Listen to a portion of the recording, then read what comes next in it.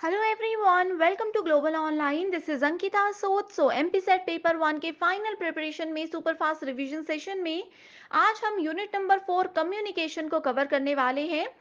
अगले 60 मिनट्स के अंदर हम कम्युनिकेशन के सारे टॉपिक्स को कवर करेंगे जो कि अपकमिंग एग्जामिनेशन में आपको एज इट इज पूछे जा सकते हैं। मैं आपको श्योरिटी देती हूँ कि अगर अभी भी आपने ये कंप्लीट यूनिट नहीं पढ़ी है, आप इस वीडियो को देखिए, आपके सारे कॉन्सेप्ट्स फटाफट से क्लियर हो जाएंगे। एमपीसेट एग्जाम क्वालिफाई करने के लिए पेपर 1 में आपको मिनिमम 75 प्लस स्कोर करना होगा एंड 1 महीने के अंदर अंदर ये चीज बिल्कुल पॉसिबल है। बस आपको यहाँ पर स्मार्ट प्रिपरेशन करनी है एंड आपके स्मार्ट प्रिपरेशन के लिए पेपर 1 का कंप्लीट कोर्स हम लेकर आए हैं जो कि एग्जामिनेशन के डिफिकल्टी लेवल और पैटर्न के हिसाब से बनाया गया है। इसमें आपको पेपर 1 के टोटल 10 यूनिट्स के फुल सिलेबस वीडियो लेक्चर्स हम देते हैं हिंदी एंड इंग्लिश दोनों लैंग्वेजेस में, सिंपल लैंग्वेज में, स्मार्ट ट्रिक्स के साथ। यहाँ पर पहले आपके कॉन्सेप्ट क्लियर करवाए जाएंगे एंड उसके बाद एमसीक्यूज के जरिए आपको बताया जाएगा कि किस तरीके से क्वेश्चंस एग्जाम में आते हैं। साथ ही आपको फुल सिलेबस नोट्स यहाँ पर पीडीएफ के फॉर्मेट में मिलते हैं जिसको बहुत आसानी से अपने मोबाइल फोन में डाउनलोड करके आप पढ़ सकते हो। फुल सिलेबस मॉक टेस्ट में से as it is questions exam में आते हैं एंड ये आपकी फाइनल प्रिपरेशन में बहुत हेल्प करता है। साथ ही प्रीवियस ईयर क्वेश्चन सॉल्यूशन के साथ आपको मिलेंगे जिससे आपको एक आइडिया हो जाए कि किस तरीके से क्वेश्चंस एग्जाम में आते हैं। And 2000 plus MCQ question bank में आपको हम देते हैं most repeated and expected questions और हर एक क्वेश्चन के आंसर के साथ साथ आपको डिटेल में एक्सप्लेनेशन भी दी जाएगी ताकि आपके सारे कॉन्सेप्ट्स रिवीजन के दौरान बिल्कुल क्लियर हो जाएं। गिवन नंबर्स पर कांटेक्ट करके इसको ज्वाइन कर लीजिए। इसके लिए सिर्फ एक ही बार फीस देनी है, 2000 रुपए। एंड इसके फ्री वीडियोस के लिए ग्लोबल ऑनलाइन ऐप को डाउनलोड कीजिएगा। स्टोर सेक्शन पर सर्च बार में आपको कोर्स का नाम लिखना है। कोर्स के ओवरव्यू के बाद कंटेंट पे क्लिक करोगे यहाँ पर आप मल्टीपल फोल्डर्स देख सकते हो। यूनिट वाइज फोल्डर्स भी अवेलेबल हैं। हर एक यूनिट में आपको theory lectures, MCQ lectures, notes और मॉक टेस्ट मिलेंगे जो कि एग्जाम को क्वालिफाई करने में जरूर आपको मदद करेंगे। आप देख सकते हो हिंदी इंग्लिश दोनों लैंग्वेजेस में mock test and complete course available है। आज ही आप इन नंबर्स पर कांटेक्ट कीजिए, इस कोर्स को ज्वाइन कीजिए और 1 महीने के अंदर अंदर आप इस एग्जाम को बहुत अच्छे स्कोर से क्वालिफाई कर सकते हो। सबसे पहले आपको कम्युनिकेशन का कंप्लीट सिलेबस पता होना चाहिए एंड जैसा कि मैं आपको हर बार बोलती हूँ कि बहुत सारी टॉपिक्स, बहुत सारी चीजें ऐसी हैं जो कि आपको सिलेबस में मेंशन नहीं मिलेगी लेकिन एग्जाम में पूछी जाती हैं। वैसे ही कम्युनिकेशन में भी बहुत सारे टॉपिक्स ऐसे हैं जिनको आज इस यूनिट में, इस वीडियो में हम कंप्लीट कवर करने वाले हैं। सबसे पहले हम देखते हैं कि कम्युनिकेशन, संचार या जिसको संप्रेषण भी कहा जाता है, वो एग्जैक्टली होता क्या है। कम्युनिकेशन एक इंसान जब दूसरे इंसान को कोई बात बताता है, कोई इंफॉर्मेशन शेयर करता है या फिर नॉर्मल सी कोई भी बातचीत करते हैं तो उसको कम्युनिकेशन यानी कि संचार बोला जाता है। Communication is defined as the process of passing information and understanding from one person to another. It is essentially a bridge of meaning between people. एक इंसान जब दूसरे इंसान को कोई भी नॉलेज देता है और वो नॉलेज ऐसा होता है, वो बात ऐसी होती है जो कि दोनों की ही समझ में आए, ठीक है, तो उसको कम्युनिकेशन बोला जाता है। कम्युनिकेशन क्या करता है, दो लोगों के बीच में एक ब्रिज जनरेट कर देता है, बातों से कनेक्टिविटी बना देता है। All communication is essentially sharing of information और सम मैसेजेस। ये जनरली बहुत ज़्यादा इम्पोर्टेंट पार्ट होता है अगर आप लोग सोशल एक्टिविटीज़ में इन्वॉल्व होते हो। आपने देखा होगा कई लोग ऐसे होते हैं जिनकी पर्सनैलिटी ही ऐसी होती है जो कम बोलते हैं या ज़्यादा घुल-मिल नहीं पाते किसी के साथ। तो उन लोगों का जो सोशल कल्चर है, उन लोगों का जो सोसाइटी में दोस्त हैं, फ्रेंड सर्कल है, वो उतने ज़्यादा नहीं होते। इसमें यहाँ पर यही कहा गया है कि ये इम्पोर्टेंट पार्ट है आपकी सोशल एक्टिविटीज़ के लिए। Communication therefore is the exchange of thoughts. ठीक है, इसमें आप अपने अगर विचार, संदेश, सूचना आदि का आदान प्रदान करते हो तो उसको क्या बोला जाता है, कम्युनिकेशन बोला जाता है। एंड ये आदान प्रदान करने के लिए बहुत सारे तरीके होते हैं जैसे कि स्पीच होती है यानी कि आप इसमें वर्ड्स का प्रयोग करते हो, संकेत होते हैं जैसे कि सिग्नल्स होते हैं, इशारे होते हैं, लिखित रूप से होता है जिसको कि आप लिख कर कोई मैसेज देते हो, तो ये सब कम्युनिकेशन ही होता है। अब हमारी इस क्लास में 2 प्रकार का कम्युनिकेशन हो रहा है। एक ये जिसमें मैं बोल रही हूँ यानी कि ओरल कम्युनिकेशन। मैं बोल रही हूँ, आप लोग सुन रहे हो, मैं इन्फॉर्मेशन दे रही हूँ, आप लोग रिसीव कर रहे हो। दूसरा इन्फॉर्मेशन रिटन है, जो चीज़ें आपके सामने आपको नज़र आ रही हैं। ओके? ये है written communication and oral communication. इसके अलावा स्टूडेंट्स यहाँ पर ये भी आपको पता होना चाहिए कि कम्युनिकेशन में लैंग्वेज एक बहुत इंपॉर्टेंट रोल प्ले करता है। लैंग्वेज के साथ-साथ अंडरस्टैंडिंग भी एक बहुत इंपॉर्टेंट रोल प्ले करता है। ये एग्ज़ाम में 2 पॉइंट्स बहुत बार पूछे गए हैं।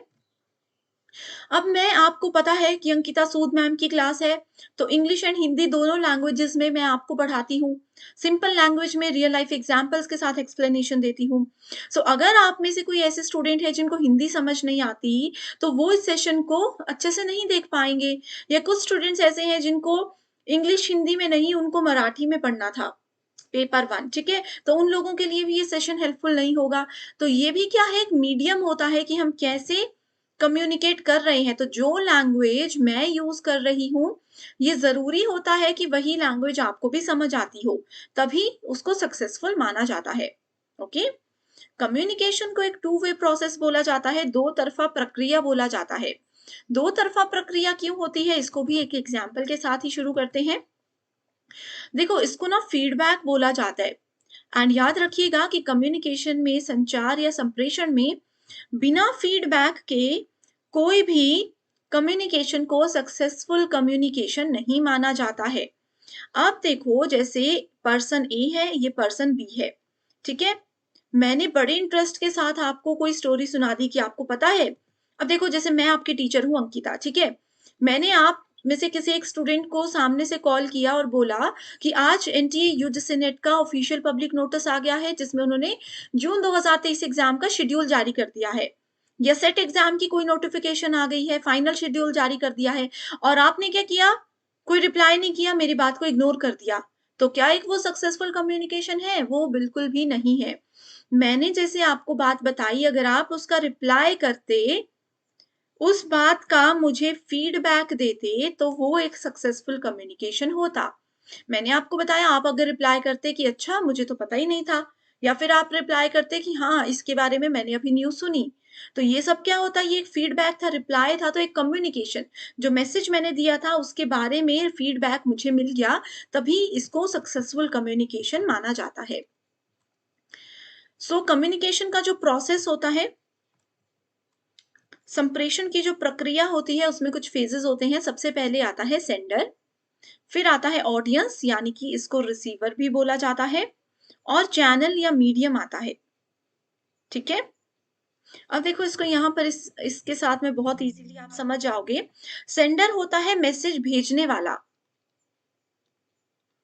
ठीक है? रिसीवर होता है मैसेज को रिसीव करने वाला, मैसेज को लेने वाला, या जिसको मैसेज भेजा गया है। अब देखो, आप लोग व्हाट्सएप पे मैसेज करते हो, आपने यहाँ से किसी को मैसेज भेज दिया। आपने क्या किया? किसी को मैसेज भेज दिया, रिसीवर ने वो मैसेज रिसीव भी कर लिया, उनका मैसेज वो सीन भी हो गया, 2 ब्लू टिक भी वहाँ पर आ गए। उन्होंने अगर आपको फीडबैक दे दिया, उन्होंने आपके मैसेज का रिप्लाई कर दिया, तो आपको अच्छा भी लगेगा, है ना? कि हाँ, मेरे मैसेज का रिप्लाई किया, हमारी कम्युनिकेशन अच्छे से हो रही है, हमारी बातचीत अच्छे से हो रही है। लेकिन वहीं अगर आपने मैसेज किया और किसी ने मैसेज देखने के बाद उसको इग्नोर कर दिया, आपको फीडबैक ही नहीं दिया, आपको रिप्लाई ही नहीं किया, तो आपको अच्छा लगता है? बिल्कुल भी अच्छा नहीं लगता है कि देखो, हमने उनसे मैसेज किया, हमने उनसे कोई हाल-चाल उनका पूछा और उन्होंने हमें जवाब ही नहीं दिया। तो वो एक कम्युनिकेशन अच्छा नहीं होता। तो एक कम्युनिकेशन के लिए कुछ चीज़ों की ज़रूरत होती है। एक तो सेंडर, जो कि मैसेज भेज रहा है। अब मैसेज रिसीव करने वाला भी तो कोई चाहिए, नहीं तो किसको भेजोगे? एक मैसेज भेजने वाला पर्सन होगा, एक मैं हूँ, एक मेरी फ्रेंड है। मैं चाह रही हूँ कि अपनी फ्रेंड को मैसेज करूँ, तो 2 चीज़ों के बाद आपके पास एक मैसेज होना चाहिए, कोई बात होनी चाहिए जो आपने उनके साथ करनी है, कोई न्यूज़ होनी चाहिए, कोई इन्फॉर्मेशन होनी चाहिए जो आपने शेयर करनी है। ओके? एंड कोडिंग का मतलब होता है, कई बार ऐसा होता है ना, आपने कोई बात बतानी है, आप डायरेक्ट टेक्स्ट नहीं करते हो, आप उसका कुछ जीआईएफ भेज देते हो। ये टर्म्स मैं ऐसे ही यूज़ कर रही हूँ जो सबको ही पता होंगी। आप इमेज कोई भेज देते हो। आपने क्या किया, जो आप कहना चाहते थे उसको कोड फॉर्मेट में भेज दिया, और आपका फ्रेंड उसको समझ गया, उन्होंने उसको डिकोड कर दिया। एक और चीज़ यहाँ पर याद रखिए, 100% श्योर किसी ना किसी शिफ्ट में ज़रूर आएगी। सेंडर जो होते हैं उनको एनकोडर बोला जाता है। रिसीवर जो होते हैं उनको डिकोडर बोला जाता है। ठीक है? इस चीज़ को याद रखिएगा। सो यहाँ पर हिंदी मीडियम स्टूडेंट्स भी देख सकते हो, प्रेषक जो है वो सेंडर जो है, उन्होंने संदेश यानी कि मैसेज भेज दिया। संकेत भाव से, किसी भी माध्यम से प्राप्तकर्ता रिसीवर ने क्या किया? निहित भाव को समझा, जो इन्होंने संकेत भाव दिया था उसको समझा और संदेश को रिसीव कर लिया। उसके बाद उन्होंने उसका रिप्लाई किया, जिसको फीडबैक यानी कि प्रतिपुष्टि कहा जाता है। तो ये कुछ स्टेप्स हैं जो कि याद रखने हैं आपको। इसके अलावा अब कम्युनिकेशन की कुछ और इंपॉर्टेंट डेफिनेशंस होती हैं जो कि एग्जाम में बहुत बार आती हैं। सो इसमें पहली है, communication means sharing of information. कोई जानकारी का, सूचना का आदान प्रदान करना संचार कहलाता है। Communication is the giving and receiving a message. मैंने मैसेज भेजा, आपने मैसेज को रिसीव किया, तो तभी कम्युनिकेशन होगी। मैंने मैसेज दिया, आप लोगों को वो मैसेज रिसीव ही नहीं हुआ, तो हमारी बातचीत ही आगे नहीं बढ़ेगी। मान लीजिए ये वीडियो मैं आप लोगों के लिए बना रही हूँ। इस वीडियो में मैं तो अपनी तरफ से पूरे एफर्ट्स कर रही हूँ। वीडियो अपलोड करने के बाद मुझे पता लगता है कि मेरी आवाज़ बीच-बीच में आई ही नहीं। शुरू के 10 मिनट में मेरी आवाज़ ही नहीं बच्चों तक पहुँची। तो वो कम्युनिकेशन नहीं होगा, क्योंकि आपके पास वो मैसेज, वो इन्फॉर्मेशन प्रॉपरली पहुँचा ही नहीं। Communication is the transfer of information from one और मोर पीपल टू वन और मोर अदर पीपल। एक इंसान, कम्युनिकेशन बहुत प्रकार की होती है। एक इंसान बहुत सारे लोगों को मैसेजेस भेज सकते हैं। एक इंसान सिर्फ एक को भी मैसेज भेज सकते हैं। बहुत सारे लोगों ने एक साथ किसी एक पर्सन को मैसेज भेजा। ये सब कम्युनिकेशन के प्रकार होते हैं। कुछ और डेफिनेशंस हैं जो कि कुछ स्कॉलर्स के द्वारा दी गई थी, एंड ये डेफिनेशंस मैं काफ़ी पुराने क्वेश्चन से लेकर आई हूँ, जो कि एक्सपेक्टेड है अपकमिंग एग्जाम में भी पूछी जा सकती हैं। Communication is the sum of all things one person does when he wants to create understanding in the minds of another. It involves a systematic and continuous process of telling, listening and understanding. संचार सभी चीजों का मिश्रण होता है। इसमें एक व्यक्ति होता है, वो अगर अपने दिमाग में पैदा हुआ कोई बात है, अपने दिमाग की कोई बात है या कुछ और चीज है, वो किसी दूसरे को बताना चाहता है, शेयर करना चाहते हैं। एक सिस्टमैटिक वे में कंटिन्यूअस प्रोसेस होती है किसी को बात बताने की, किसी की बात सुनने की और समझने की, उसको कम्युनिकेशन बोला जाता है। दूसरी डेफिनेशन बोलती है, संचार को परिभाषित किया गया है, एक व्यक्ति से दूसरे व्यक्ति को सूचना के हस्तांतरण के रूप में यह विश्वास पैदा करता है या नहीं। ज़्यादा इम्पोर्टेंट नहीं है, समय है तो डिटेल में और भी डेफिनेशंस मैं आपको ऑलरेडी प्रोवाइड करवा चुकी हूँ, बट बस बेसिक मीनिंग अगर पता है तो आप लोग डेफिनेशंस को अच्छे से समझ सकते हो। अब आते हैं एक इम्पॉर्टेंट पार्ट पर, जहां से श्योर आप लोगों को क्वेश्चन आएंगे। इसमें से आप लोगों को ज्यादातर मैच द फॉलोइंग टाइप के क्वेश्चंस आते हैं। इसके लिए सारे कॉन्सेप्ट आपके क्लियर होना जरूरी है। सो कम्युनिकेशन के दो प्रकार होते हैं। पहला होता है based on whom the message is addressed, कि जिसके आधार पर संदेश को संबोधित किया जाता है, और दूसरा है based on the basis of medium employed. So ये इंपॉर्टेंट नहीं है, टाइप्स अंदर के इंपॉर्टेंट है। तो पहले दो टाइप्स है, इंट्रापर्सनल और इंटरपर्सनल कम्युनिकेशन। मैंने आपको टीचिंग में भी ये बताया था। क्या होता है, जहां पर भी देखो, ये है इंटरपर्सनल, दूसरा है इंट्रापर्सनल। ए आ गया, ए का मतलब होता है अपने आप से। ऐसे आप लोग इसको कभी भी नहीं भूलोगे। ट्रिक अच्छी लगी कमेंट करके जरूर बताइए, ताकि आगे आने वाले यूनिट्स में भी मैं यही ट्रिक्स, इसी तरीके के ट्रिक्स आपके लिए लेकर आती रहूं। ठीक है। इंट्रा, आ मतलब ए आ गया, ए का मतलब अपने आप से। सो इंट्रापर्सनल कम्युनिकेशन वो होता है जब हम अपने आप से बातचीत करते हैं। अब आप लोग, काफी बच्चे सोच रहे होंगे अपने आप से बातचीत का मतलब ये है कि हम पागल हैं जो खुद से ही बड़बड़ा रहे हैं। ऐसा नहीं होता। इंटरपर्सनल कम्युनिकेशन में बहुत प्रकार, इंट्रापर्सनल कम्युनिकेशन के भी आगे एग्जाम्पल है जिसको हम देखेंगे। सो जैसे कि हम बात कर रहे थे इंट्रापर्सनल कम्युनिकेशन की, अब देखो इसमें क्या होता है। एक होता है सेल्फ कॉन्सेप्ट, एक होता है ना हम अपने आप पे विश्वास रखते हैं। जैसे अभी मैं बैठी हूँ, मैंने अपने आप पे विश्वास रखा कि नेक्स्ट 1 ईयर में मैं अपने आप को किस लेवल पर देखना चाहती हूँ। ये मैंने अपने आप के साथ बात की, अपने दिमाग में सोचा। ये मेरी एक्सपेक्टेशन है फ्यूचर को लेकर, लाइफ को लेकर के। ठीक है। तो मन में कुछ सोच रहे हैं, मन में कुछ विचार कर रहे हैं। कई बार ऐसा होता है कि कुछ डायलॉग्स की प्रिपरेशन हम शीशे के सामने करते हैं, या फिर हम घूमते फिरते कई बार गाना गुनगुनाते हैं। ये सब चीजें इंट्रापर्सनल कम्युनिकेशन की होती है, जो हम अपने आप से ही कर रहे हैं। हमारे पास कोई दूसरा पर्सन नहीं है, अपने मन में ही कोई चीजें हम देख रहे हैं, सीख रहे हैं। ठीक है। उसके बाद आता है इंटरपर्सनल कम्युनिकेशन। इंटरपर्सनल में दो या दो से ज्यादा लोग आपस में बातचीत करते हैं, इंटरपर्सनल कम्युनिकेशन। ठीक है। डिफरेंस देख लो। इंट्रापर्सनल स्ट्रेस मैनेजमेंट के लिए होता है। सेल्फ एंड प्रायोरिटीज मैनेजमेंट, इसको डिटेल में मत जाइए। यस, थोड़ा सा और पॉइंट्स मैं बताती हूँ, इसको आप इग्नोर कर सकते हो। इंट्रापर्सनल में नो फीडबैक, किसी भी तरीके का फीडबैक नहीं होता, क्योंकि हम अपने आप से बात कर रहे हैं, कोई गाना गुनगुना रहे हैं, मन में सोच रहे हैं, तो फीडबैक हम किसको देंगे। लेकिन इंटरपर्सनल में फीडबैक बहुत इंपॉर्टेंट होता है। एक अगर सुन रहा है, दूसरा सुना रहा है, तो वो उसका रिप्लाई भी तो करेगा ही, ठीक है। या 3 लोग हैं तो उसमें भी वो रिप्लाई तो करेंगे ही उनकी बात का। इसमें गिविंग एंड रिसीविंग फिनोमिना होता है इंटरपर्सनल में, कि अगर आप लोग कोई मैसेज दे रहे हो तो आप अगले मिनट में मैसेज को रिसीव भी करोगे। ये वर्बल भी होता है, नॉन वर्बल भी होता है, ये दोनों प्रकार हम अभी डिस्कस करने वाले हैं आगे। ठीक है, इसके बाद आते हैं group communication and mass communication. ये है हमारे पास 2 प्रकार। जो पहला आप देख रहे हो जिसमें यहाँ पर ये 4 दोस्त बैठे हैं, ये क्या है? ये ग्रुप बनाकर बैठे हैं, इसको बोला जाता है ग्रुप कम्युनिकेशन। और दूसरा वाला है मास कम्युनिकेशन। एग्जाम्पल अभी देखेंगे, इसमें से श्योर क्वेश्चन आता है। 4 पॉइंट्स एग्जाम में आते हैं, इंटर, इंट्रा, ग्रुप और मास। मैच द फॉलोइंग का क्वेश्चन यहाँ से बहुत बार आता है।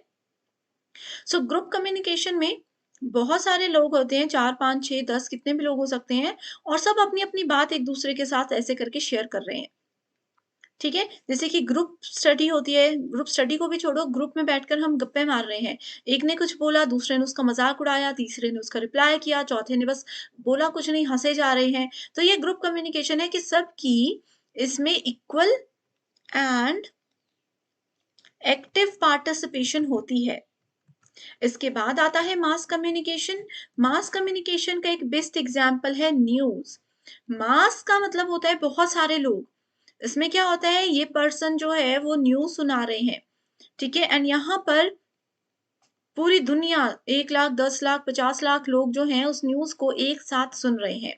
अपने-अपने घर पर बैठकर सुन रहे हैं, लेकिन अगर ये लाइव न्यूज़ है, तो एक साथ अपनी-अपनी जगह में रहकर सुन रहे हैं। न्यूज़पेपर भी इसका एग्जाम्पल है। न्यूज़पेपर क्या होता है?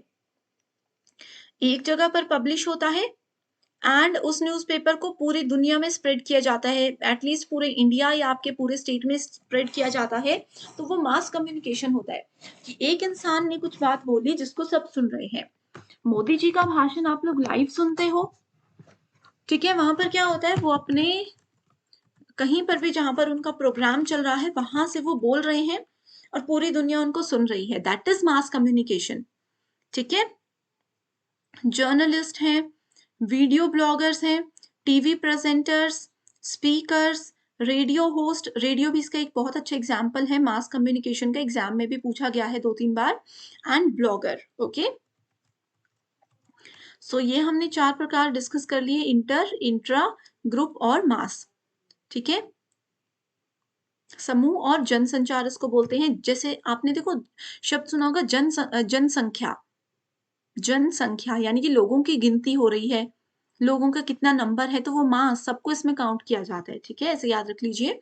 अगला है verbal, non verbal, Meta, formal, informal, ये सब, ठीक है? वर्बल, नॉन वर्बल को डिटेल में देखेंगे, यहाँ से भी क्वेश्चंस एग्जाम में आते हैं।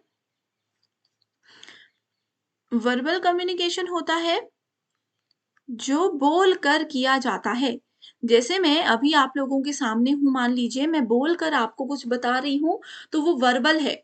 जिसमें हम लोग वर्ड्स को यूज करते हैं, that is called verbal communication. Okay, दूसरा आता है नॉन वर्बल कम्युनिकेशन।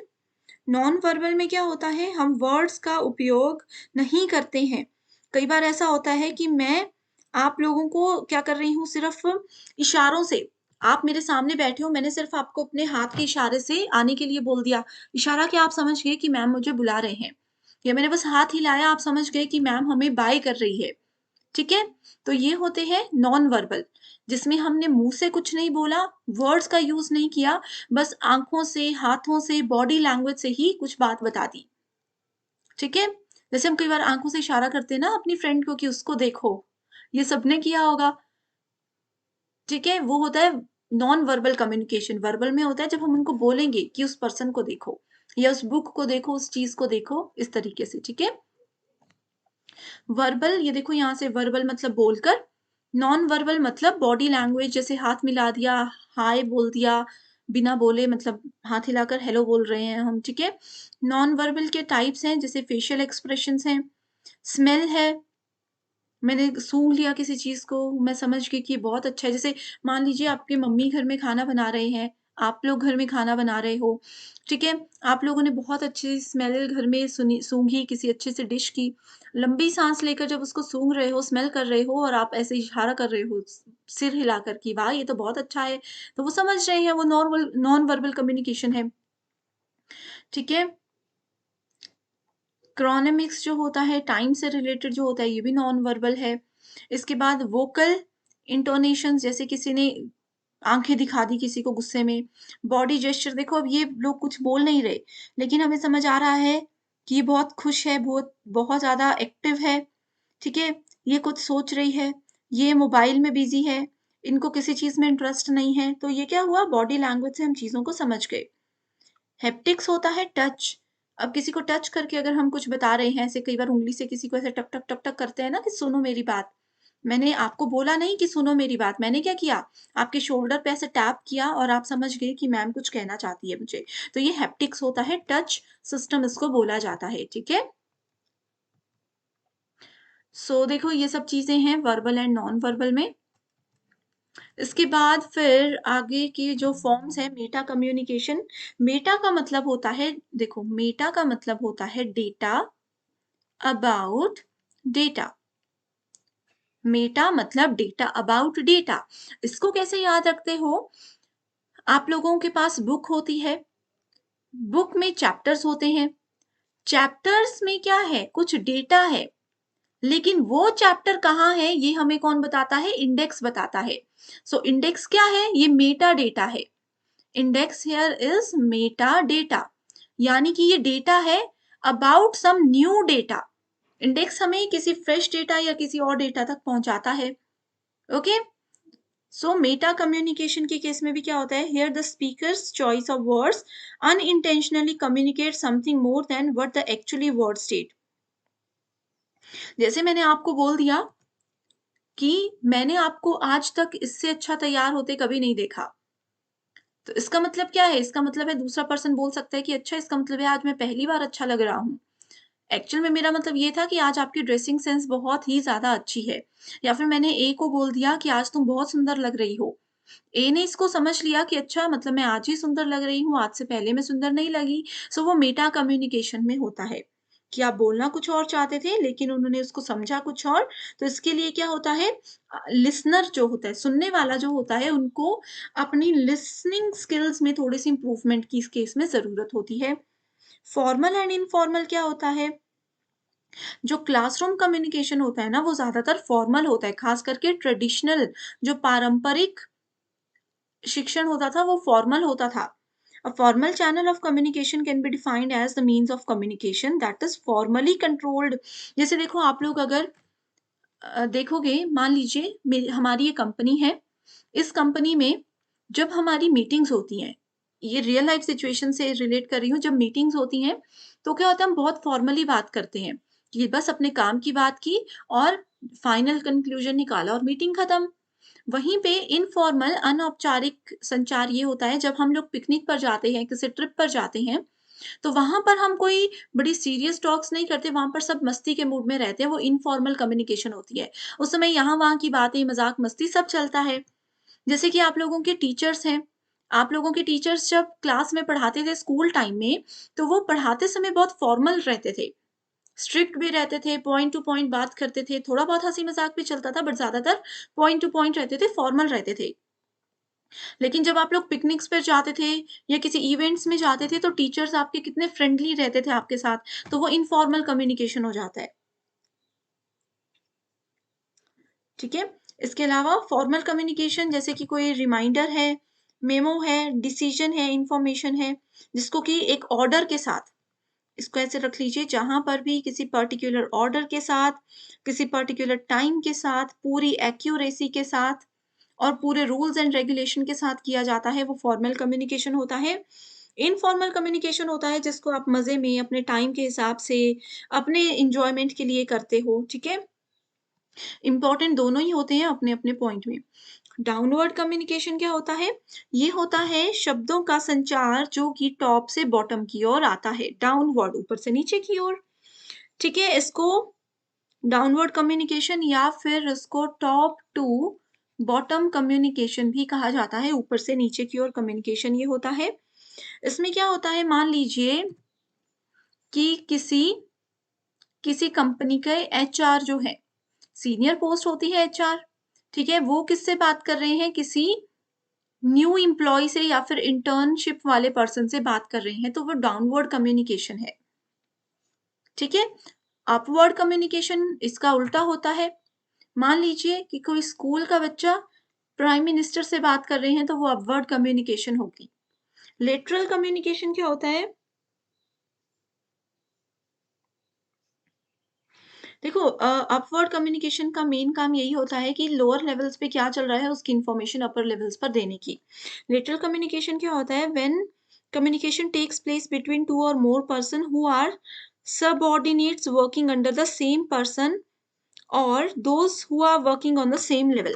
अब जैसे हम लोग यूजीसी नेट की या सेट एग्जाम की अपने ग्लोबल ऑनलाइन क्लासेस की बात करते हैं, यहाँ पर अलग अलग डिपार्टमेंट्स हैं। ठीक है? जैसे एक डिपार्टमेंट है जो कि यूजीसी नेट को हैंडल करता है, दूसरा डिपार्टमेंट है जो कि सभी पीएचडी एंट्रेंस एग्जामिनेशन को हैंडल करता है, तीसरा डिपार्टमेंट है जो कि सभी सेट एग्जाम्स को हैंडल करता है। अब मेरी टीम है यूजीसी नेट की, इसके अंदर हम 4, 5, 6, 7 एजुकेटर्स हैं, बाकी टेक्निकल टीम है। तो हम लोग जब आपस में बातचीत कर रहे हैं, एक वर्टिकल के एक लेवल के लोग जब आपस में बातचीत कर रहे हैं, वो लेटरल कम्युनिकेशन कहलाता है। डायगोनल क्या होता है? अब पीएचडी में भी सेम है यूजीसी नेट की तरह मल्टीपल स्टाफ। डायगोनल होता है जब यूजीसी नेट का कोई एक पर्सन पीएचडी वाले पर्सन से बात कर रहे हैं। मान लीजिए यूजीसी नेट वाले सेक्शन में जो हमारे एचआर हैं, वो पीएचडी के एचआर से बात कर रहे हैं। वो एक डायगोनल कम्युनिकेशन होता है। ठीक है? सो आई होप यहाँ से आपके ये सारे टाइप्स बिल्कुल क्लियर हो चुके हैं। इसमें से श्योर क्वेश्चन एग्जाम में आएँगे। सो आगे हम देखते हैं कि किस प्रकार के क्वेश्चंस, किस लेवल के क्वेश्चंस इस वाले सेक्शन में से एग्जाम में आपसे पूछे जा सकते हैं और पूछे गए हैं। ओके, देखो, ये रहा पहला क्वेश्चन। स्टेटमेंट 1 बोलती है interpersonal communication can be mediated और मेडिएटेड। ये 2023 का प्रश्न है। और उसके बाद स्टेटमेंट 2 बोलती है on its part mostly mass communication need not be mediated. ठीक है, सो इसका करेक्ट आंसर है statement 1 is true, statement 2 is false. Interpersonal communication व्यवहित या अव्यवहित हो सकता है।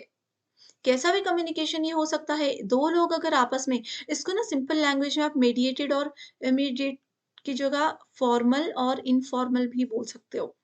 दो लोग बात कर रहे हैं, मैं और मेरी फ्रेंड है जो ग्लोबल ऑनलाइन में काम करते हैं।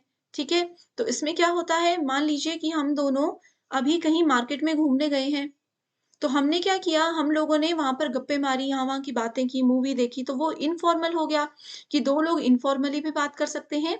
और क्योंकि हम दोनों सेम जगह पर काम कर रही हैं, तो जब हम ऑफिस में आते हैं तो हम फॉर्मल हो जाते हैं, एकदम काम की बातों पर आ जाते हैं, फिर यहाँ वहाँ और मूवीज की बातें नहीं चलती। तो इंटरपर्सनल में वो होता है, लेकिन मास कम्युनिकेशन में ये कहा गया है कि वो मीडिएटेड नहीं होता, फॉर्मल नहीं होता। ये बिल्कुल गलत है, मास कम्युनिकेशन बिल्कुल फॉर्मल होता है। आपने न्यूज़ वालों को कभी सुना हँसते-खेलते मज़ाक करते हुए या जोक मारते हुए आपको न्यूज़ सुना रहे हैं? ऐसा नहीं होता, वो बिल्कुल फ़ॉर्मली औपचारिक रूप से आप तक खबरें पहुँचाते हैं। अगले कम्युनिकेशन के प्रकार हैं एसिंक्रोनस और सिंक्रोनस। देखो, एसिंक्रोनस होता है असमान रूप से, हम इसको एक तरीके से मान सकते हैं, अतुल्यकालिक संचार, और सिंक्रोनस होता है तुल्यकालिक संचार। इसको नोट कर लीजिए हिंदी मीडियम स्टूडेंट्स। अब देखो, मैंने आप लोगों को कोई ईमेल किया, अभी मैंने 11:05 पर आपको ईमेल किया। आपने इसका रिप्लाई मुझे 11:50 पर किया। क्योंकि आपने उस मेल को देखा ही लेट, तो वो एसिंक्रोनस है कि अच्छे से कम्युनिकेशन नहीं होती। अब व्हाट्सएप पे भी अगर आप किसी से बात कर रहे हो, आपने उनको अभी मैसेज किया, वो आपको रात को रिप्लाई करेंगे। आप उसको सुबह रिप्लाई करोगे, वो फिर अगले दिन रात को रिप्लाई करेंगे। तो ये एसिंक्रोनस होता है कि एक सीक्वेंस नहीं है, टाइम नहीं है इसमें फिक्स्ड, ठीक है, कि कितनी देर में रिप्लाई करना है, और ये कम्युनिकेशन अच्छा भी नहीं होता। मज़ा नहीं आएगा ना बात करने का। आपने किसी फ्रेंड को पूछा, "बताओ कैसे हो? क्या चल रहा है?" वो 2 दिन बाद रिप्लाई कर रहे हैं, उसके 3 दिन बाद आप रिप्लाई कर रहे हो, तो वो एसिंक्रोनस होता है। ठीक है? अब प्री रिकॉर्डेड वीडियो मैसेजेस, जैसे आप मेरा ये रिकॉर्डेड लेक्चर देख रहे हो, तो इसमें मैं आप लोगों से वीडियोज़ के दौरान वीडियो रिकॉर्ड करते समय क्या कर रही हूँ, क्वेश्चन पूछ रही हूँ। आप इसका रिप्लाई एकदम से तो नहीं कर रहे हो, आप वीडियो को पूरा देखने के बाद इसका रिप्लाई कर रहे हो। या फिर इस वीडियो को आप लोग मान लीजिए अभी काफ़ी बच्चे ऐसे होंगे जो कि 1 महीने बाद, 1 साल बाद इस वीडियो को देख रहे हैं अपलोड होने के, तो आप लोग उस वक़्त रिप्लाई करोगे, तो ये प्री रिकॉर्डेड वीडियोज़ क्या है, एसिंक्रोनस है। सिंक्रोनस क्या होता है? इसका मतलब है तुल्यकालिक संचार एकदम से जिसमें रिप्लाई होता है। जैसे वीडियो कॉल आप करते हो, वीडियो कॉन्फ्रेंसिंग जिसको बोला जाता है। इसमें क्या होता है? जैसे ही आपने किसी को पूछा कैसे हो? एकदम से वो रिप्लाई करेंगे क्योंकि वो आपके सामने है। चैट को भी वैसे इसमें काउंट किया भी जाता है, नहीं भी किया जाता, दोनों रीज़न आपके सामने ही हैं। ऑडियो कॉल में भी यही होता है। ठीक है? अभी पूछेंगे, एकदम से रिप्लाई मिल जाएगा। वैसे ही जैसे ग्लोबल ऑनलाइन के लाइव सेशंस आप लोग देखते हो, ठीक है? डेली लाइव सेशंस होते हैं, सो वो भी ऑडियो कॉल्स को ही बताते हैं।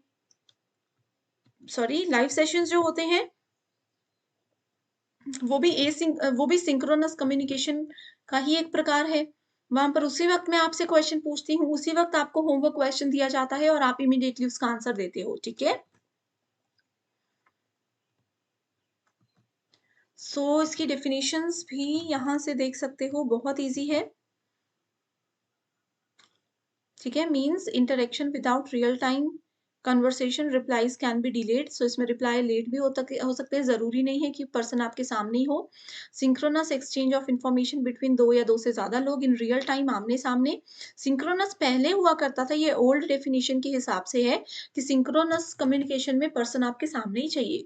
लेकिन अब टेक्नोलॉजी इतनी हो चुकी है, जैसे वीडियो कॉल में बताया, पर्सन आपके सामने नहीं है, बट फिर भी आप तो कर ही रहे हो, कॉल में पर्सन आपके सामने नहीं है, बट सिंक्रोनस कम्युनिकेशन हो रही है, ठीक है? देखो इसके एग्ज़ाम्पल्स हैं, एग्ज़ाम में ये पूछा गया था, सिंक्रोनस में आता है नो स्टार्ट, स्टॉप बिट्स, जब मर्ज़ी, जैसे मर्ज़ी इसको होता है, video chat, virtual classroom, audio conferencing, asynchronous, wikis, electronic mail, virtual library, social networking et cetera. कि वीडियो आज मैं सोशल नेटवर्क पे अपलोड कर रही हूँ, अपने इंस्टाग्राम अकाउंट पे मैंने या फ़ेसबुक अकाउंट में मैंने आज कोई वीडियो अपलोड की, आप लोग हो सकता है उसको कल-परसों देखो, थोड़े दिन बाद देखो, तो वो भी सोशल नेटवर्किंग एसिंक्रोनस कम्युनिकेशन होता है। ये देखो इसका पीवाईक्यू है, synchronous communication takes place through which of the following technology. Synchronous कौन-कौन से हैं? वीडियो चैट भी है, वर्चुअल क्लासरूम भी है, ऑडियो कॉन्फ्रेंसिंग भी है और ये दोनों क्या है? ये दोनों एसिंक्रोनस है। ईज़ी क्वेश्चन है, डेफिनिशंस जो मैंने बताई उसी में से ईज़िली आइडेंटिफाई हो गया करेक्ट आंसर। ठीक है, इसके साथ ही अब एक और होमवर्क क्वेश्चन दे रही हूँ। होमवर्क क्वेश्चन के रूल जिन बच्चों को नहीं पता वो सुन लीजिए। इस क्वेश्चन की एक्सप्लेनेशन मैं ऑलरेडी दे चुकी हूँ। इसका आंसर मैं नहीं बताऊँगी, इसका आंसर आप लोग मुझे कमेंट करके बताओगे एंड मैं वहीं पर आपको बताऊँगी कि सही आंसर है या गलत है। Which of the following are examples of asynchronous communication?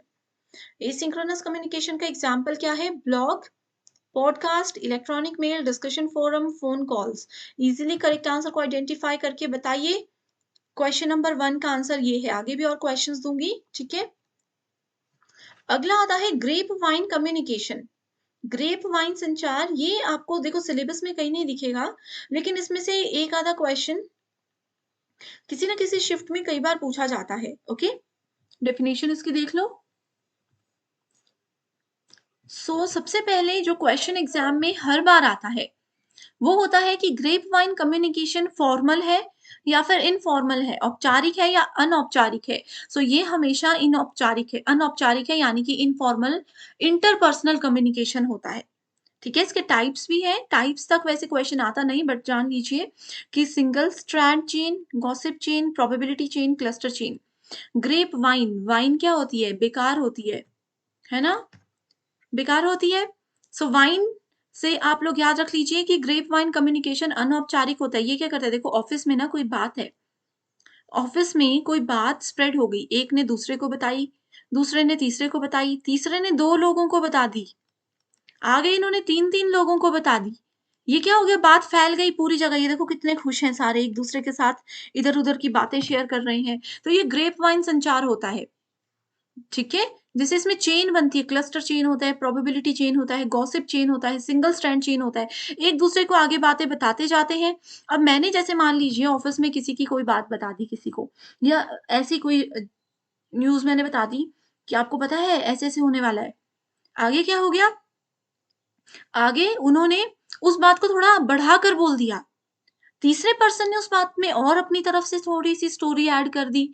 चौथे पर्सन ने और भी ज़्यादा स्टोरी ऐड कर दी, कुछ एग्ज़ाम्पल दे दिए, कुछ सच में सिचुएशंस के साथ रिलेट कर दिया। तो वो बात कुछ और थी, एक्चुअल में जो लास्ट पर्सन तक बात पहुँची वो स्टोरी ही कुछ और थी। तो वो ग्रेप वाइन कम्युनिकेशन होता है। क्लियर है?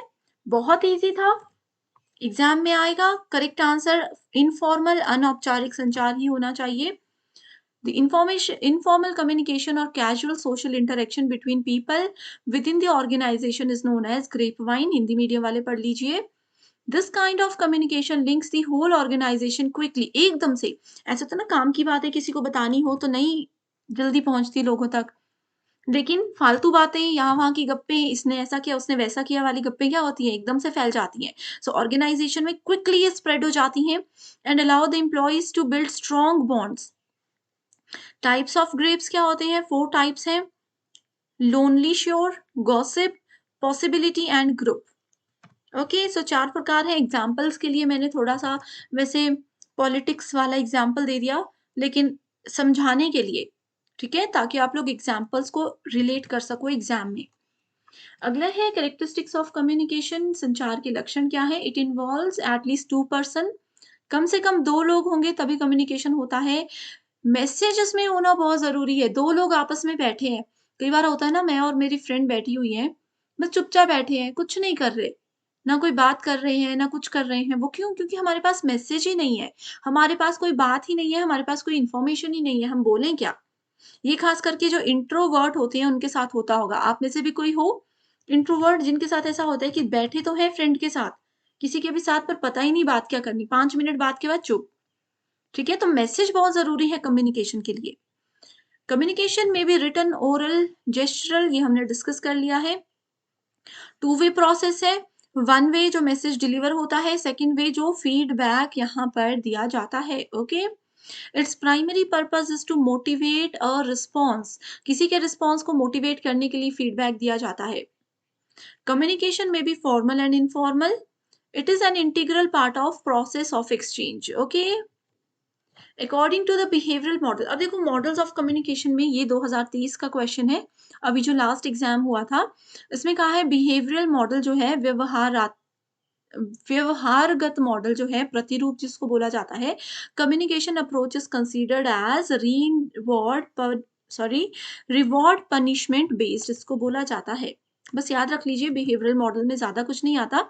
इसमें क्या होता है, देखो ये एक ऐसा मॉडल है, कई बार आप किसी ऐसे इंसान से जरूर मिले होंगे, जैसे आप बैठे हो, आप सोच कर गए कि आज तो मैं इसको अपने बारे में कुछ भी नहीं बताऊंगी, ये जितना मर्जी उगलवाने की कोशिश कर ले, मैंने इनको अपने कुछ खास सीक्रेट्स बताने ही नहीं है। लेकिन ये जो पर्सन है, ये पर्सन बहुत चालाक है। इन पर्सन ने क्या किया, इस पर्सन ने अ, हम ये बोल सकते हैं कि अपनी सारी बातें बता दी, अपने सारे टॉप सीक्रेट्स बता दिए, और हमें फिर भी नहीं बोला बताने के लिए, लेकिन हमें क्या हो गया, हमें इंटरनल मोटिवेशन हुआ थोड़ा सा नेगेटिव वाला कि अरे इन्होंने भी तो अपने सीक्रेट्स हमें बता दिए, तो हम भी बता देते हैं। तो एक पर्सन का जो बिहेवियर होता है, एक पर्सन की जो पर्सनालिटी होती है, ऐसी पर्सनालिटी होती है कि वो हमें अपने बातों से इतना अट्रैक्ट कर लेते हैं कि हम उनको अपनी सारी बातें बता ही देते हैं। आप में से बहुत लोगों के साथ ज़रूर ऐसा कभी हुआ होगा, ठीक है? कि आप किसी के साथ बैठे हो, किसी ने अपने फैमिली की कोई स्टोरी सुनाना शुरू कर दिया। आपने बोला कि इतने टाइम से फैमिली, फैमिली हम क्यों करें? हम तो फ्रेंड हैं, नहीं जाएँगे फैमिली की बातों तक। किसी ने अपनी फैमिली की स्टोरी सुनाना शुरू कर दिया, तो आप भी कहीं न कहीं कुछ न कुछ तो बोलोगे ही कि मेरी फैमिली में ऐसा होता है या मेरी फैमिली में ऐसा नहीं होता है। तो वो होता है बिहेवियरल मॉडल। सो रिवॉर्ड पनिशमेंट बेस्ड होता है, पारितोषिक दंड आधारित मॉडल ये होता है। अगला question, which of the following are the characteristics of moderate approach to intercultural communication, ये भी 2023 का क्वेश्चन है। इंटरकल्चरल कम्युनिकेशन का मॉडरेट अप्रोच कौन सा है? पहला तो है इंटरकल्चरल कम्युनिकेशन इज यूनिडिसिप्लिनरी। अंतर सांस्कृतिक होती है क्या? नहीं होती है। अंतर सांस्कृतिक संप्रेषण एक विषय होता है, नहीं होता है। A communicator is a change agent, बिल्कुल सही है। A continuum is the representative of social change, बिल्कुल सही है। Change is a response to both inside and outside stimuli, बिल्कुल सही है। Culture and communication have limited linkages, ये गलत है। सो करेक्ट आंसर है option number B, that is B, C and D here. ठीक है, सो इसके बाद आते हैं एक और मॉडल पे जिसमें से क्वेश्चंस एग्जाम में पूछे जाते हैं, वो है transactional model of communication. So transaction क्या होती है? आप देखो गूगल पे यूज करते हो और भी कोई भी बैंक अकाउंट डिटेल्स यूज करते हो, उसमें आपकी ट्रांजैक्शन हिस्ट्री आप चेक करते हो कि यहाँ पैसे दिए, यहाँ पैसे दिए, आज तक की आपकी जितनी बैंक के साथ बातचीत हुई है, ट्रांजैक्शन हुई है, वो सब आपको मिलती है। ट्रांजैक्शनल मॉडल में भी यही होता है कि एक पर्सन ने अगर कोई बात बताई, दूसरा पर्सन जब उसको रिप्लाई करेगा, फिर पहला पर्सन उसको उस बात का रिप्लाई करेगा, फिर दूसरा पर्सन करेगा, वो कम्युनिकेशन होता है। यही होता है ना, एक अच्छी कम्युनिकेशन, 2 लोग अगर बात कर रहे हैं, एक दूसरे की बात का अच्छे से जवाब दे रहे हैं, रिस्पॉन्स दे रहे हैं, तो वो ट्रांजैक्शनल मॉडल ऑफ कम्युनिकेशन होता है। संचार का लेन-देन वाला मॉडल इसको बोला जाता है। एक चीज़ और होती है ट्रांजैक्शनल मॉडल में जो क्वेश्चन पूछा जाता है, इसको याद रखिएगा। प्रीवियस ईयर भी पूछा गया है, आगे भी पूछा जाएगा कि पर्सन ए और बी बात कर रहे हैं। पर्सन ए अभी सेंडर है, सेंडर को हम क्या बोलते हैं? एनकोडर बोलते हैं। और पर्सन बी क्या है? रिसीवर है। रिसीवर को क्या बोलते हैं? डिकोडर बोलते हैं। ये मैसेज, ये क्वेश्चन आया था कि अगर ए सेंडर है, उन्होंने बी को मैसेज भेज दिया, उसके बाद जब बी उनको रिप्लाई कर रहा है तो बी क्या बन जाएगा? तो उस समय पे बी मैसेज सेंड करने वाला बन जाएगा, तो ये सेंडर हो जाएगा, और ए रिसीव कर रहा है तो वो रिसीवर बन जाएगा। अब जो हमेशा रिसीवर होगा वो हमेशा डिकोडर ही होगा, जो सेंडर होगा वो हमेशा एनकोडर ही होगा। ओके? ये वाली वीडियो अगर अभी तक नहीं देखी है जिसमें ये वाला कॉन्सेप्ट और डिटेल में मैंने बताया है, तो कमेंट कर दीजिए, मैं उस पे वीडियो लेकर आऊँगी। या कोई और टॉपिक है, वो भी बता दीजिए। इसके अलावा स्टूडेंट्स, अभी तक हमने टीचिंग एप्टीट्यूड, रिसर्च एप्टीट्यूड और कम्युनिकेशन, ये तीसरी यूनिट है, इनको डिस्कस कर लिया है। इसके अलावा आप कौन-सी यूनिट चाहते हो? सबसे पहले मैं कौन-सी यूनिट लेकर आऊँ? आईसीटी लेकर आऊँ, लॉजिकल रीज़निंग, हायर एजुकेशन या फिर पीपल एंड एनवायरनमेंट? कौन-सी यूनिट की वीडियो आपके लिए लेकर आऊँ? जल्दी से बताइए क्योंकि एग्ज़ाम में अभी बहुत कम समय बाकी है। Transactional type of communication interdependent होता है क्योंकि ये दोनों एक दूसरे पे डिपेंडेंट होते हैं, एक दूसरे पर निर्भर होते हैं। ठीक है? The classroom communication is transactional process, सही है या गलत है? बिल्कुल सही है। टीचर ने कुछ पूछा, स्टूडेंट जवाब देंगे, स्टूडेंट्स ने जो बोला उसका टीचर जवाब देंगे। Quality of question asked determines the quality of learning, तो ये बिल्कुल करेक्ट नहीं है। ये स्टेटमेंट तो करेक्ट है बट इसको आइडेंटिफाई नहीं कर रही। करेक्ट आंसर है ऑप्शन नंबर 2। अब आते हैं क्लासरूम कम्युनिकेशन में कि कक्षा में कैसे संचार होता है। कक्षा के संचार में देखो ये क्वेश्चन है, effective classroom communication is intended to make learner acquire new, नई चीजें। कक्षा में बच्चे क्या सीखते हैं? नॉलेज भी सीखते हैं, बिहेवियर भी सीखते हैं, नए तरीके से व्यवहार करना भी सीखते हैं ना, और सॉफ्ट स्किल्स भी सीखते हैं, कैसे बात करनी है, कैसे रहना है, ये सब चीजें। ठीक है? वेज अग्रेसिव एटीट्यूड नहीं सीखते ना क्लास में, आक्रामक मनोवृत्ति के नए तरीके तो नहीं सीखते, हाइपर रिएक्शन भी नहीं सीखते। तो एबीसी करेक्ट आंसर है, पीवाईक्यू है। अगला है, देखो यहाँ पर कौन सा तरीका है किस टाइप में कम्युनिकेशन में? ब्लॉगिंग, अभी हमने डिस्कस किया ब्लॉगिंग क्या है। टेलीविजन, न्यूज़पेपर, आर्कीव साइट्स, ये सब क्या होती हैं? देखो इसका आंसर ब्लॉगिंग होता है एक सोशल मीडिया। ठीक है? टेलीविजन है इलेक्ट्रॉनिक मीडिया, न्यूज़पेपर है प्रिंट मीडिया, और आर्कीव साइट्स है world wide media. Archive sites आप लोगों को हमेशा मिलेंगी, जैसे कोई भी सोशल मीडिया वगैरह आप यूज़ करते हो वहाँ पर। बहुत ईज़ी है, न्यूज़पेपर, टेलीविज़न का अगर बाकी 2 टर्म्स नहीं पता है आपको, ये 2 चीज़ें भी पता है तो भी आप करेक्ट आंसर को आइडेंटिफ़ाई कर सकते थे। अगला है बैरियर्स ऑफ इफेक्टिव कम्युनिकेशन, प्रभावी संचार में बाधाएँ कौन-कौन सी हैं? मैं आपको पढ़ा रही हूँ, ठीक है? पहली बाधा क्या हो सकती है? पहली बाधा ये हो सकती है, सिमेंटिक बैरियर्स हो सकते हैं। Semantic barriers are also known as language barriers. Language barriers, भाषा बाधाएं, भाषा से रिलेटेड बाधाएं। मैं जैसे बता रही हूँ, मैं हिंदी में एक्सप्लेन करती हूँ चीज़ों को। जो स्टूडेंट्स हिंदी नहीं समझते, वो हमेशा कमेंट करते हैं कि मैम इंग्लिश में पढ़ाइए। तो वो क्या है, वो एक लैंग्वेज बैरियर है, सिमेंटिक बैरियर है, जो कि हमारी कम्युनिकेशन को इफ़ेक्ट कर रहे हैं। ठीक है? मैं किसी अंग्रेज़ के सामने चली गई, मुझे मान लीजिए कि उनकी लैंग्वेज नहीं आती, मैं किसी नेपाल के पर्सन के सामने चली गई, नेपाली के साथ चली गई, उनके साथ बातचीत कर रही हूँ। मुझे नेपाली नहीं आती, उनको हिंदी नहीं आती, तो बातचीत होगी? नहीं होगी।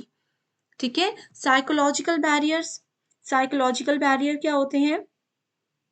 इंटरपर्सनल कम्युनिकेशन में इंपॉर्टेंट रोल प्ले करते हैं कि आपके माइंड का उस वक़्त स्टेट क्या है। ठीक है? अगर आप लोग समझना चाह अब देखो, ये मैं अगर यूजीसी नेट का नर्सरी क्लास के बच्चे को पढ़ाऊँ तो वो समझ पाएगा? नहीं समझ पाएगा। क्योंकि उनका मनोवैज्ञानिक बाधाएँ, क्योंकि उनका दिमाग ही अभी उतना है, उनका लेवल ही उतना है। ऑर्गेनाइज़ेशनल बैरियर्स क्या होता है? ये वो बैरियर्स होते हैं that are caused due to the structure, role, regulation present in the organisation. Cultural barrier, अगर आप दोनों 2 लोग जो बात कर रहे हैं वो अलग-अलग संस्कृति, अलग-अलग सभ्यता से हैं।